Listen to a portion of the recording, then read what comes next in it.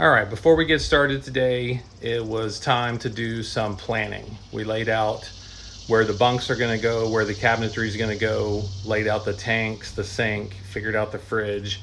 We've learned that doing all of that in advance and marking it with masking tape, as you'll see, really helps the rest of the job go quickly because you're not constantly stopping and overthinking every little detail as you're moving.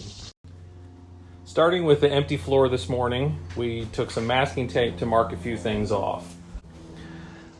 This tape represents a little cabinet and the size of the bunk when it's folded up against the wall. If we look at the other wall, same thing. I've marked off where the bunk support is going to be.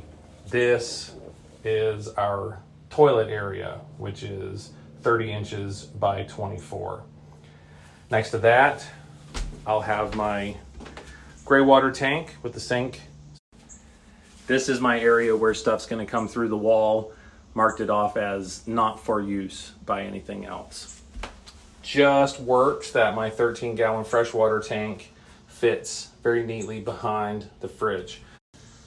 This last long blue tape actually shows where the countertop is going to be. So we have a pretty good sized counter.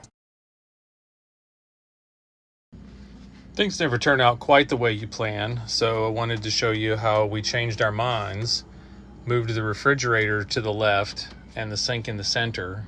Just felt like that was going to work a lot better, and now that we've camped a few times, it really has. And then both of the tanks are installed under the fridge. I did give a few minutes thought to the decision to move the refrigerator and the water tanks off to the side. The freshwater tank, 13 gallons, is about 100 pounds. The fridge is another 40. So even with a loaded gray water tank, I'm still at maybe 200 pounds on the side. With an 800-pound motorcycle loaded in the back on a 3,500-pound axle, it just didn't seem that important to worry about it. So it worked out a lot better this way. Thumbs up.